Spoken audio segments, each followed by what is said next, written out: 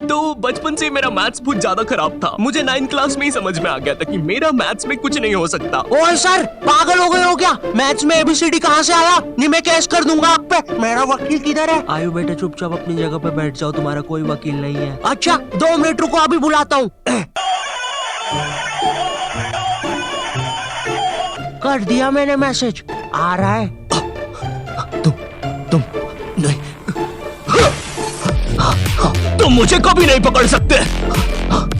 अरे लेकिन मैंने तो मजाक किया था, ये तो सच में ही भाग गए। सर भी फूट गया होगा रे खिड़की से। मैथ्स पर मुझे बचपन से ही भरोसा नहीं था। एक बार 5th क्लास में मैंने 9 का टेबल रटा था, 9 घंटे लगा के। अगले दिन स्कूल गया तो एक एबला बच्चा आके मुझे 9 का टेबल लिखने की ट्रिक बता रहा है। भाई 9 का टेबल कौन याद करता है यार? तू ऐसे लिख सकता है 9 8 7 6 5 4 3 2 1 1 2 3 4 5 6 7 8 9। माँ कसम बता रहा हूँ, उस टाइम वो बच्चा बस मुझे 9 का टेबल लिखने की ट्रिक बता रहा था, लेकिन न जाने क्यों उस टाइम वो मुझे मेरे 9 घंटे की मेहनत पे मुतता हुआ नजर आ रहा था। अरे 9 का टेबल कौन याद करता है? इससे तो 9 घंटे में स्टार उत्सव पे शाकला का बूम बूम देख लेता है। मैंने मैथ्स अकेले पढ़ना ही छोड़ दिया, ग्रुप स्टडीज ही करता था फिर मैं। और ग्रुप स्टडीज ना उन बच्चों के लिए होती है जिन्हें पता होता है कि कौन सा चैप्टर कैसे करना है। ये बच्चे ना अलग ही होते हैं। इनकी कॉपी में मोर का पंख होता है, मोर की कॉपी में इनका पंख होता है। इन्हें पता है कि इन चीजों का हमारे जीवन में क्या उपयोग है। ये लोग अपने सबसे क्लोज दोस्त को भी पूरा नाम लेके बुलाते हैं। युवराज राजेश पाटीदार, इधर आओ। हाँ भाई, मेरे से ही काम है ना कि बाप को भी बुला के लाना पड़ेगा। ये वो बच्चे होते हैं जो घर में भी स्कूल यूनिफॉर्म में बैठ के पढ़ाई करते हैं। ये बच्चे 1 आवर 45 मिनट्स पढ़ने के बाद 15 मिनट का ब्रेक लेते हैं। नहीं, हमारे जैसे नहीं है कि 7 घंटे तक एक ही कॉपी के पन्ने को घूरे जा रहे हैं। उसमें भी कुछ याद तो हो नहीं रहा है। उल्टा 7 घंटे लगातार घूरने से पेपर के आर पार अलग दिखना चालू हो जाता है। आर पार दिख रहा है। Super powers. ए अंधे, पढ़ ले चुपचाप।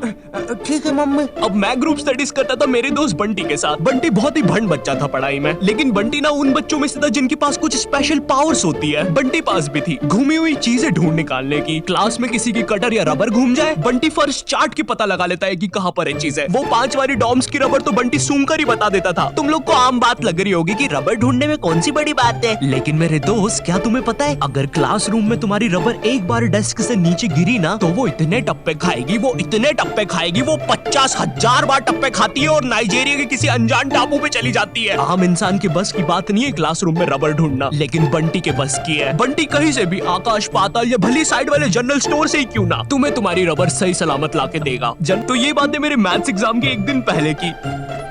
ये हैप्पी शिनचैन म्यूजिक क्यों बज रहा है भाई यहाँ पे? इतनी अच्छी सुबह नहीं होती यहाँ पे। ये एडिटर किधर है? तेरे सेवड़े, तेरे को बोला ना उल्टे सीधे म्यूजिक मत लगाया कर वीडियो में, समझ नहीं आती। प्लीज कोई पुलिस को भेजो, ये मुझे मोमबत्ती के झटके लगाता है। एग्जाम के एक दिन पहले बंटी और मैं साथ में ही पढ़ रहे थे। हम दोनों बहुत टेंशन में थे। मैं इसलिए टेंशन में था क्योंकि ट्रिग्नोमेट्री में जितनी तेज चीजें बदल रही थी, उतनी तेज तो मेरी जिंदगी में इंसान भी नहीं बदलते। हे दोस्त, क्या तुम मुझे वो कप दे सकते हो? हाँ क्यों नहीं, 1 मिनट, ये लो। Thank you. बदल गए, फिर से बदल गए। वैसे क्या तुम एक जादू देखना चाहोगे? ये देखो, ये एक 5 रुपए का सिक्का है और ये गायब, सिक्का गायब। अरे बाप रे, कहाँ गया वो सिक्का? वो सिक्का कहाँ गया?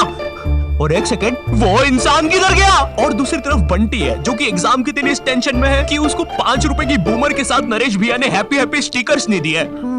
क्या बात हो सकती है? नरेश भैया और मेरे तो संबंध भी अच्छे हैं। अरे ओ भंड इंसान, पढ़ाई कर ले वरना बाप मार मार के बूमर बना देगा। अबे उसमें मारने की क्या बात है? 2 मिनट रुक। ले, बन गया बूमर और बाप मेरा कुछ भी नहीं कर सकता। अभी बर्थडे पे साइकिल दिला रहे हैं, उनकी साइकिल पे बैठ के उनका ही घर छोड़ के भाग जाऊंगा।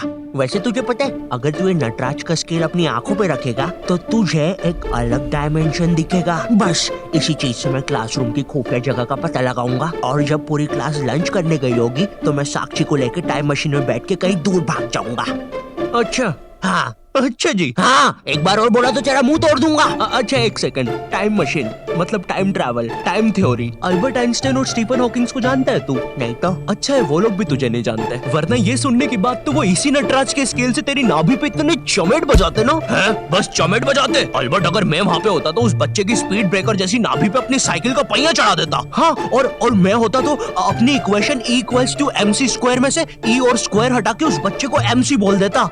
सच में अल्बर्ट, तुझे पता है ना मैं तेरे इन्हीं बकवास जोक्स की वजह से पैरालाइज हुआ था। तू मान क्यों नहीं लेता कि तू बहुत ही अनफनी है? अल्बर्ट, मेरा वो मतलब नहीं था। कम ऑन यार अल्बर्ट, तू हमेशा अल्बर्ट सांस नहीं आ रही भाई, उठा दे प्लीज। मुझे समझ में आ गया था कि बंटी और मेरे बस का नहीं है मैथ्स, इसलिए मैंने अपने एक और दोस्त राजू को फोन लगाया। राजू ना मेरी जिंदगी का डेकी सुपी था, मतलब वो बस मेरी जिंदगी के पढ़ाई या होमवर्क वाले एपिसोड्स में आता था, बस इसके अलावा हम एक दूसरे के बारे में कुछ नहीं जानते थे। राजू और मेरी कॉल पर बात हुई। Hello hello Raju, hello hello, आवाज आ रही है? राजू हाँ वो राजू बेटे एक पराठा खाएगा कि दो? मम्मी दो खाऊंगा। हेलो राजू वो बोले बेटे टमाटर की सब्जी बना दूं ना? हाँ मम्मी। हेलो राजू मैं बोल रहा था बेटे कच्चे टमाटर खाएगा कि पक्के? कच्चे मम्मी। राजू बेटे लेकिन पक्के भी तो खाने चाहिए। फिर पक्के बना दो। दो सब्जी मैं नहीं बनाऊंगी। राजू ने मुझे कॉल पर बताया कि उसके मम्मी पापा रात में किसी काम से बाहर जा रहे हैं, तो हम रात में उसके घर पढ़ने आ सकते हैं। अब देखो, मैंने और बंटी ने आज तक किसी दूसरे के घर, क्या खुद के घर पर भी रात में कभी पढ़ाई नहीं की थी। भाई हमको पता ही नहीं था कि ऐसा भी कर सकते हैं। हम उतने विकसित ही नहीं थे तब। बंदर के जाने अदरक का स्वाद वाली कहावत हो रही थी हमारे साथ।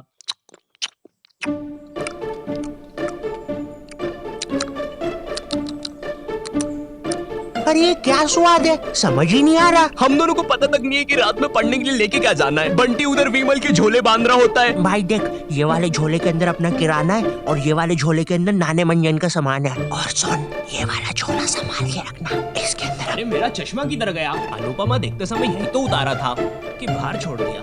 देख क्या, देख इस बैग के अंदर। लेकिन बाहर मेरा चश्मा नहीं है यार। अनुपमा इतना बेकार शो भी नहीं हो सकता कि वो मेरी याददाश्त ही मिटा दे। एक बार और देख के आता हूँ, एक बार और। मैं पहली बार कब गया, देख के आता हूँ। देख इस बैग के अंदर, इस बैग के अंदर, इस बैग के अंदर अपने पैसे हैं। और तूने मच्छर अगरबत्ती और भाले बंदूक रख ली है ना? भाले बंदूक क्यों बे? अरे पागल, उधर शिकारी या भालुओं ने हमला किया तो? अरे ओ बंटी पगलेट, ग्रुप स्टडीज करने जा रहे हैं अमेज़न के जंगलों में नहीं। और बस कर मेरे बाप कितना सामान पैक करेगा, एक रात के लिए जा रहे हैं। हम लोग रात में राजू के घर पहुंचते हैं, ऑफ कोर्स पढ़ाई का सामान लेके, और एक बड़ी सी 5 लीटर की थम्स अप की बोतल भी लेके, जिसके अंदर थम्स अप भी नहीं है, पानी भरा हुआ है। क्यों, किसी को नहीं पता। बंटी लेके आया था और इस भंड मनुष्य से पूछ रहे तो बता भी नहीं रहा। बाद में राजू ने थोड़ा फोर्स किया तो पता है ये भाग के बाहर गया और बोतल के पानी से एक बकरे को भिगा के आ गया, वो भी ठंड में। और ऐसा भी नहीं कि थोड़ा सा भिगा के आया हो, पूरा 5 लीटर भिगा के आया था। भाई वो थम्स अप की बोतल में पता है कितना पानी आता है? वो घर में गिर जाए तो सुनामी आ जाती है, घर भेजाते हैं भाई लोगों के। मैंने कहा भाड़ में गया यार मैथ्स, मुझे पहले बंटी के बारे में जानना है। खैर उस रात राजू के घर जो भी चीजें हुई, उस मैथ्स एग्जाम के एक रात पहले जो चीजें हुई, वो अगर मैं तुम्हें इसी वीडियो में बताऊंगा तो ये वीडियो 20 मिनट की हो जाएगी। और 20 मिनट एनिमेशन बनाने के लिए ना ही मेरे पास पैसे है और ना ही तुम्हारे पास टाइम।